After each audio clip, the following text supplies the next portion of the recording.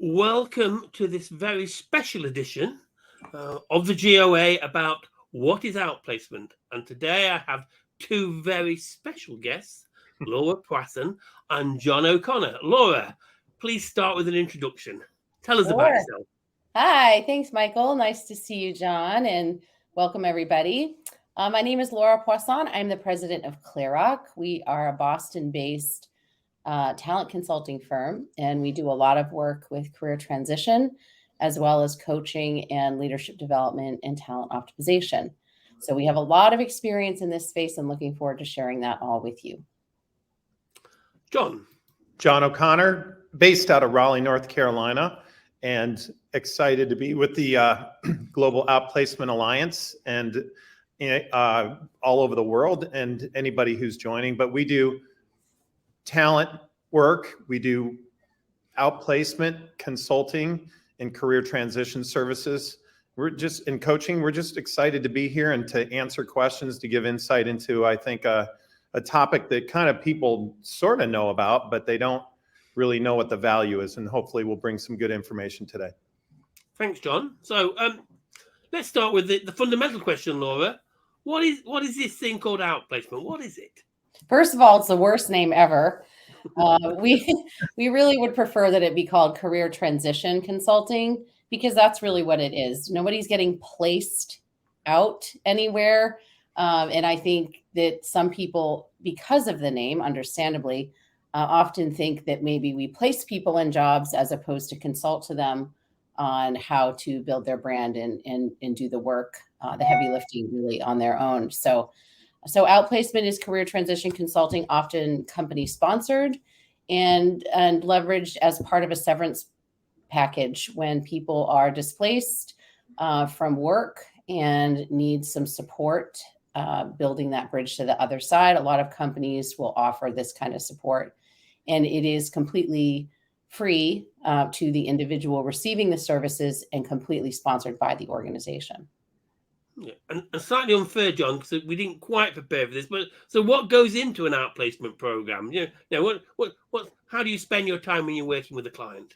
I think that one of the best ways is that you just find out what their needs are. I mean, some people need the fundamentals when you talk about career transition consulting. Laura, I do like that. I think your explanation was excellent. But you find out what their needs are first. You know, what are your challenges? Some people are thinking about, you know what, I want to start my own consultancy. I want to start a business. Or maybe they're like, you know what, I need to get back in the chair, or back immediately to what I've been doing. This is a shock to me, and this has created some emotional instability. So sometimes it's just finding out where people are. How nervous are you? How much time frame do you have? The good thing is, if a company's sponsoring this, that shows that they care, and especially if they're engaging with outplacement quality services. But it could be resumes, cover letters, LinkedIn, career consulting, career strategy, entrepreneurial consulting. We don't really limit, but we want to help you with that career shift and transition and do a great job at that. And Laura, just again to go down the obvious, if people offered it, why are we saying they should take it up? So like anything else, we all have different expertise in different things, and you don't know what you don't know, right? So if you spend a lot of time understanding the job market, understanding how people can plug into the job market, how to help people understand their strengths, it's just an expertise we have, and that we have tools and resources and professionals that can really help make the entire process so much easier. So why take it up? Why not take it up? You have an expert by your side that's completely dedicated to you and your success. And people often report after they do take services, they didn't realize how much they could stand to gain from it. They didn't understand the full breadth of what would be covered. And to your earlier question, Michael, most of the time with outplacement services, there are three components. There's a piece where you're working with a career consultant. There's a technology platform, and probably some group learnings and things like that. So depending on how much time you have with a coach or a career consultant, that's one-on-one consulting to you. and to John's point, based on exactly where you are and what you need. So the only thing that can happen if you leverage services is that you're going to learn more, understand things differently, and be better prepared for your job search. Okay. And good to see Paul May, our colleague from Connecticut's on with us today. So, John, why do you think some people don't take it up when it's offered? I think it's that sense that Laura has. It's like the worst word ever, outplacement. What is that? People have come up to me and they're like, what is like outsourcing, or what is this program that I'm in? But if it's career transition services and it's individualized, and you have an opportunity, it's kind of like, I think people don't take it up because maybe they had an experience before. Well, they just sent me a resume template, or I went over stuff, but it wasn't that helpful. I didn't have a lot of time with my coach. Some programs, people have, if they've had this happen before, where they're provided outplacement, maybe they have 10 minutes with a coach every week or 2 weeks or something, because that coach has been thrust with 50 people. But we really think you need to spend time with people, get to know them. What are their needs? What are their concerns? What are their fears? And help them overcome those. And sometimes, I think those are the reasons. It's just like, I'm not sure this is going to help me. It was provided by the company, and they're leaving me, I'm leaving them. It's almost like a lack of association. But if they provided you this free to use service, I'm like, take advantage of it, because we really enjoy keeping it confidential and helping people through the many questions that they have, from early career to really some very high level executives we've worked through a lot of these issues with. But they don't take it up because I think they don't think it's going to be valuable, and they're just nervous, and they just are ready to go and do something else, or they're going to just wing it on LinkedIn, or, well, I got my resume, I'll just send it out there. And it's like, I'm not sure that's the best way to do it. Yeah, and I would, you want to add to that? Yes, please. I think to John's point, some people don't really understand what it is. I think some people are so angry with their former employer, they don't want help from them. I think some people aren't sure if it is truly confidential, or if the company's going to have some sort of information about them they don't want them to have.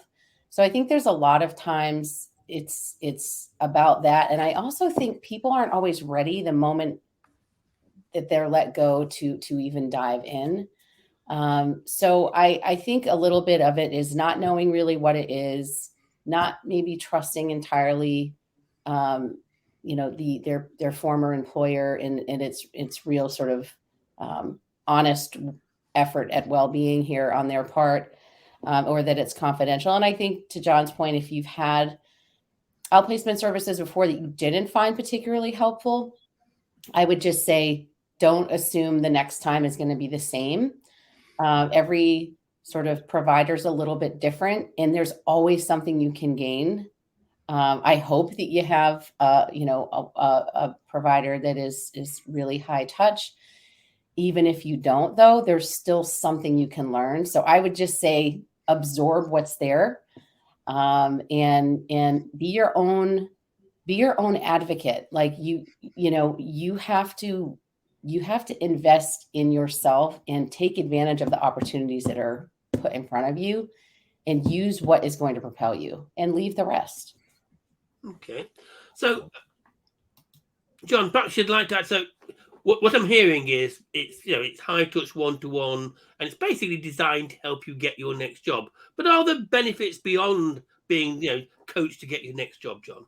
I think so, because a lot of our clients in outplacement, we talk about a lot of different issues, things that they haven't explored in their career. Maybe we've led them to suggest free or near free or opportunities to get some training and certifications. They were like, I didn't even know about this. I thought I had to pay many thousands of dollars to get this, or maybe they started exploring some areas that they had kind of suppressed to see if their career could transition into those areas.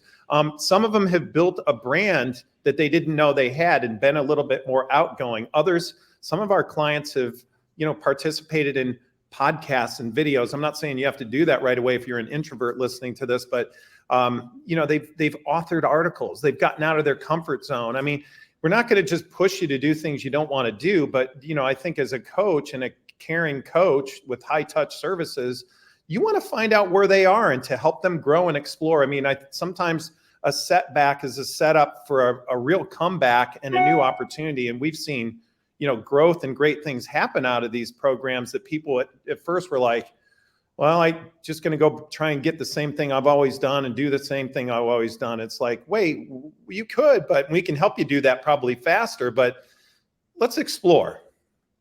Okay. In fact, Hannah's, thank you, Hannah's dropped a question around, should you start immediately and rush into the program, or should you take time to reflect?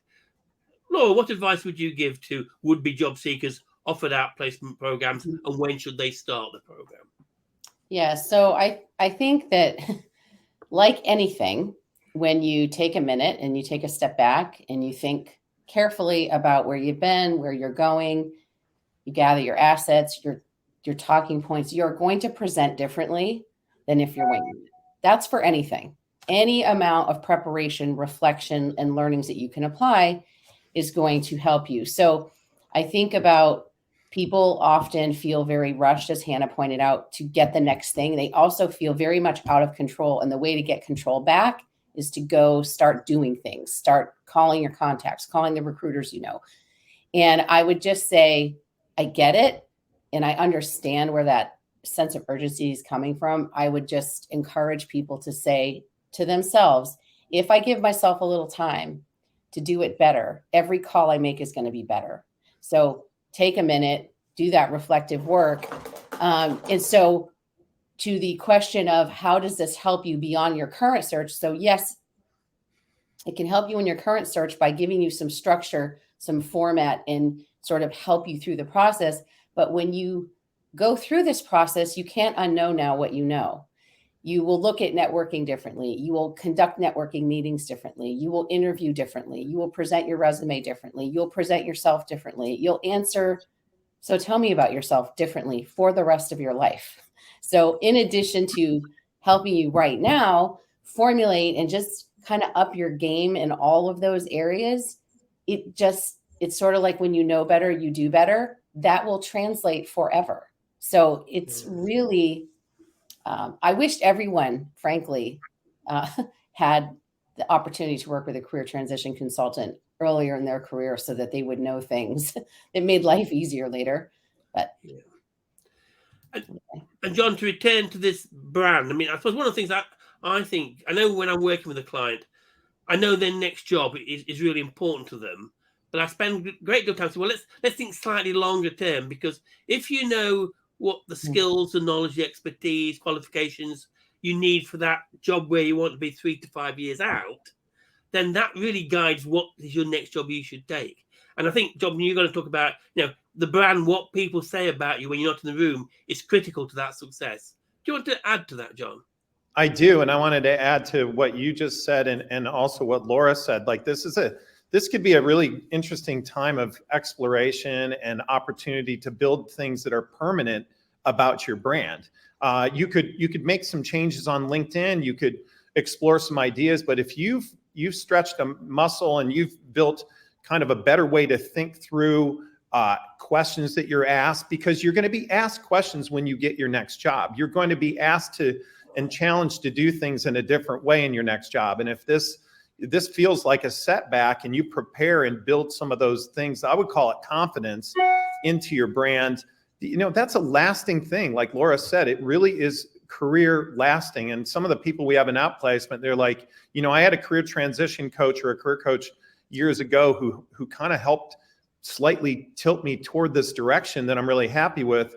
And I knew that when I was offered this, I wanted to jump at it and do it again. They're just like, once they've had that value and felt it with a high touch firm, I think it just becomes something that you want to add to your program. And I hinted at it last time. I mean, you could be exploring some things that I had a financial person write their first article. First thing he said to me was like, I'm not sure I want to explore that. That's a little in depth. But I said, why don't you just write some things down about what you think you bring as a champion in the financial industry? He published an article that we helped him write. And, that's not typical of Outplacement, but it was blogged all over the world through a recruiting firm, and it just built his confidence. He brought it to interviews. But I'm just saying that's one career branding tool that I feel like was something that we deposited in him, the idea. He took advantage of it, and he has it the rest of his life. But like Laura said, this is a confidence building exercise that should help you in the next job and make you, sometimes the work that we do a year from, one last thing I'll say is, a year from the time we've worked with people, they're still getting some interest and hits on LinkedIn, and they kind of feel like, wow, I don't really have to ever maybe look for a job again if I keep some of the things that I learned during the career transition going. If I wanted to, I could make a change now. That's building kind of like a real armor to your career, and we love doing that for people. I know all of us do. So not just necessarily a job search, but helping people build skills for life and their career as a whole. Really good. Like I would call it career insurance, I guess, if one of our friends says, or career resilience for sure. Okay. And Paul Mayer, thank you for your comment. He talks about the importance of getting the process started and knowing the timing, the personality, family issues. They're all important to consider before embarking on an outplacement program. So let's go to, I suppose, one of the key questions: success rates. Okay, so do you get people jobs, Laura? We don't get anybody a job. I'm sorry to say. People get themselves jobs, though, a lot. And I get this question often. What is your success rate? And I would say it entirely depends on you. So. We know what we're doing. We are very experienced consultants and coaches, and we're incredibly vested in your best possible outcome. So we have all that. I think the question really is, how do you measure success? So when we talk about success in career transition, it isn't always the quickest job that you can find and that you say yes to. It is a better informed decision that's going to be better for your career. It is a job where you've thought you are a good match for. So it's not always the fastest one. So we don't describe success as in the quickest landing. I describe it as, are you more confident, capable, and articulate about what you want, what you need, what is going to be right for you? When we measure ourselves against feedback that we get from the individuals that we work with as to their confidence, competence, and ability to make better informed decisions, we get a resounding high success rate. We also look at utilization, which is once somebody engages with us, are they actually leveraging their services? And our utilization rate is in the high 90s. So that tells us that people are valuing what they're getting and that they're building confidence and skills. And if you use those as your measures, yes, we are very highly successful, in the 90th percentile for sure, based on evaluations. If you look at how quickly do people land, you could say, and this would be true for most outplacement firms and not just mine, or anyone in the GOA, that people genuinely will land quicker in, relative to not having any support, because they are getting some help that is making them more successful. So overall, you are more likely to land quicker in the end when you look at all the numbers with the support versus not having support. But again, the first offer is not always the right one. So we look at other things to measure success. Okay, John, is there anything you want to add to that? And then Laura's mentioned the GOA. So do you want to just reference what the GOA is? Well, Michael, I almost want to put that back on you, because I want to ask you that question, but let me add to what Laura said. I think she put it perfectly, how we measure success. But when we, sometimes the success, when people know that you're looking and you're working with an outplacement group or your career transition advisor, sometimes that person, sometimes the best feedback we get is when, maybe you're a former manager or a reference or someone that knows you're looking, they see your confidence. They let those people know, hey, it's been really helpful for so-and-so who you're helping.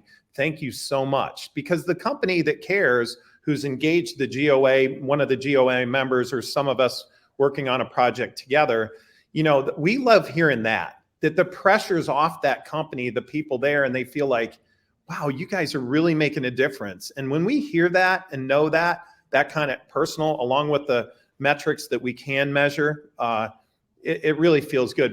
But Michael, talk about the GOA. I'm going to put it right back on you, Mr. Host. Okay, thank you, John. So it stands for the Global Outplacement Alliance. It's a alliance or affiliation of outplacement firms across the globe, from Australia, obviously the States, in the UK and Europe. And what I think what binds us together is that delivery of one-to-one high-value consulting. And I come back to absolutely. I use what I call the Usain Bolt method of coaching. You will, if somebody goes with you, you'll go there faster. You're likely to have a better result if you've got someone to help you. And therefore, as an organization, and it's the greatest job to have, to be dedicated to helping people successfully manage their careers. Now, let's look at because we all work with people one-to-one, don't we? Common mistakes in job seeking and job searching. When you see the clients, what do we say? Oh, shouldn't be doing that. What do we think? Laura. Go on, Laura.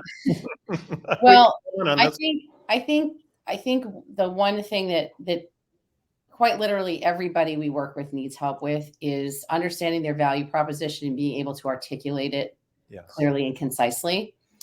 I think that one of the common mistakes that people make is over explaining, going down tangents. So it's in sort of their understanding of what the question is that's being asked of them, being able to articulate concisely the answer back. So common mistakes in job searching is actually in having conversations with people, not necessarily understanding how to get to the point as quickly as they need to be, compelling. That's one of them. And I would say the other top one is thinking that searching the internet alone is enough. The whole networking thing, as much as people dislike the term and it turns people off, if you think about it, it is just having informative conversations with people. Maybe it's less yucky, but not understanding the power of networking, in that most people's networking connections, it's second and third degree connections that really deliver most of the job leads, not your first one. So you really have to be willing to go there. So it's the most common mistakes are spending too much time on the internet, not enough time networking, or truly understanding the value of it because you're afraid of it, or you just don't like the word, or you're not quite sure how to start. And also just not having your own value proposition readily available and accomplishments in your head ready to talk about when you're having those conversations with people. John, what would you like to add?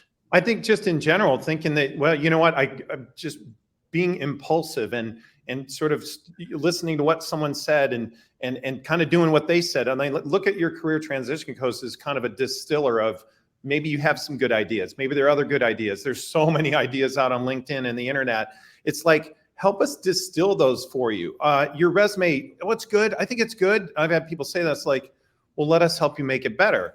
Cover letter, LinkedIn optimization. And more importantly, what are some of the little mistakes people make in, as Laura said, building a network? How do you build those B and C connections that could be A-grade connections and put you in touch with the person who could influence hiring?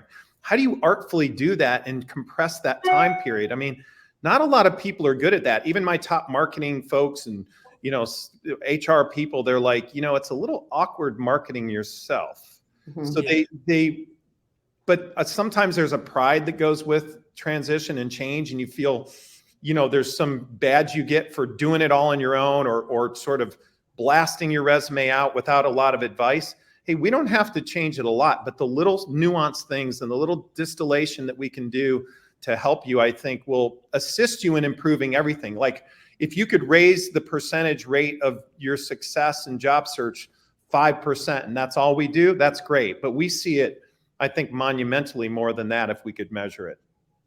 Yeah. I would also add that it's not so much a mistake as it is something people struggle with a lot. And that is, they're not truly understanding the value they bring to the market and sort of wearing that confidence on them. After you get let go from a job, most people are not feeling they're most successful at that moment in time. And I think the challenge is reminding yourself that your entire career is a series of accomplishments, and that this particular moment in time does not define your worth in the market. And so getting reacquainted with your worth, your professional worth, what the value that you add and the difference that you can make, and unapologetically going after that is a really important part of the whole process. And some people find it quicker to get there than others. But I think reminding people of where they really add value is such an important part of the whole process, and something people struggle with a lot at the beginning. Okay. And to my two things I would add, which said illustrates what Laura and John have said. One is people just applying blindly online to add, and irrespective of getting rejections, then suddenly say, well, it's just not working. Well, no. And the second thing is a failure to understand networking. Networking ultimately is about adding value to other people, as well as to communicating your brand. And there is no doubt it's by far the most effective way of getting yourself a new job, but equally probably the most misunderstood. So that's helpful. We're getting towards the end of the session. I thought I'd turn on you for a second. Right? So let's think about what's the best careers advice you were given, and therefore might help our audience listening today. John, why don't you start first? This goes back a long time ago. I'm not sure if it was probably my earliest career advice. I remember I had to decide, my little Division III sports career. I had an injury, and the doctor, sat me down alone, off hours in his office, and he just, like I was talking about my sport and this, and I was kind of a little bit teary, and he just stopped. He said, "What do you want to do?"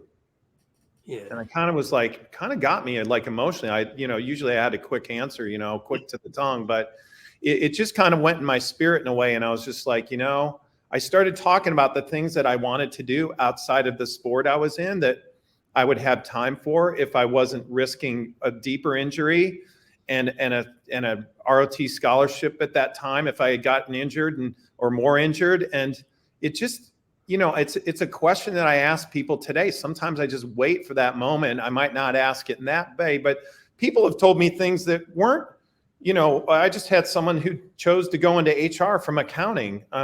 I wasn't the one that asked that question, but asking that question and finding out what they really want to do, what their heart is, and then being a bit of a career Sherpa that good career transition coaches do to get them there, is something that I feel like is part of the heart of why I keep doing that after all these years. And I know that you both have that same heart.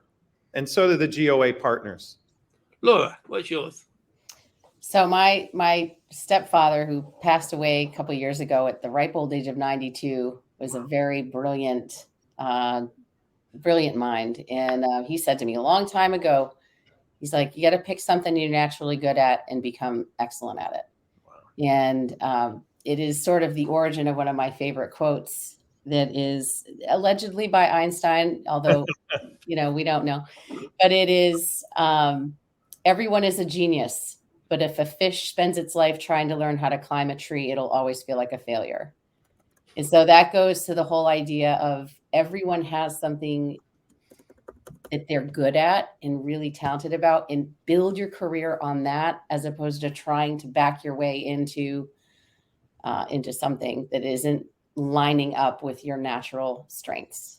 Oh, can I add one to that? Yeah, go on. One of my other favorite quotes on this subject, Miles Davis: "It takes a long time to play like yourself." Yeah. Okay. Well, mine's an observation, and I also noticed I can see I've spelled careers right, so wrongly on the heading. It was an observation. I was 18, and I got a summer job, and I was putting cans on a conveyor belt. Let me tell you, doing that repeatedly, 10 minutes was like a lifetime. And it told me I was never going to do a job that I wasn't interested in. Was boring. So my quote is, of course, Confucius, he say, find a job you love and you'll never work again. So thank you for spending this time with us. I hope the audience have found it helpful. Shall we leave with some key messages for our audience? What would that be? Who's going to go first? Laura? John? Go on. Yeah, Go ahead, Laura. I'll just say, every job I've ever had has been a result of a networking connection, and not always, not like in a networking room or whatever. I'm talking about the kind of opportunities that come when people say, you're really good at that. You should call me, and call the person. Or, if you ever want to do this, you should reach out to this person. Every job I've ever had has started like that. And the advice that I would give people is, don't let those opportunities pass you by. When someone offers something, a great contact, follow up, follow through, and walk through that door. You don't have any idea what's on the other side of it, but you'll never know if you don't at least go, yeah, let's talk about that. Take advantage of those opportunities. People really do want to help. And so show up for it. Yeah. John. And just like you said, Michael and Laura, it's like sometimes you discover things about yourself during this process, because in a way you're getting outside your comfort zone, and you sometimes are able to give to someone else or encourage someone else along this journey that's about you. And I would just challenge people, take advantage of the serendipity that this could be for you. You don't know what's in it for you that could open a door. It could help someone in your family. It could help someone else. But you getting help and saying, you know what, I'm going to take advantage of this. That would be my challenge to this audience. And so building on that, my key message is, if you get offered outplacement, please take it up. If you've been laid off, ask for outplacement. Trust us, it can make a real difference to you. So always ask for it. Thank you, Laura and John. It's been excellent spending time with you. Thank you so much. If you want to ask questions of any of the audience today or the participants today, you can just drop us a line on LinkedIn and we'll answer. And likewise, we've got the recording, so we'll publish it out there and you can see it on the GOA website. So thank you for attending. Enjoy the rest of your day. Thank you. Thank you.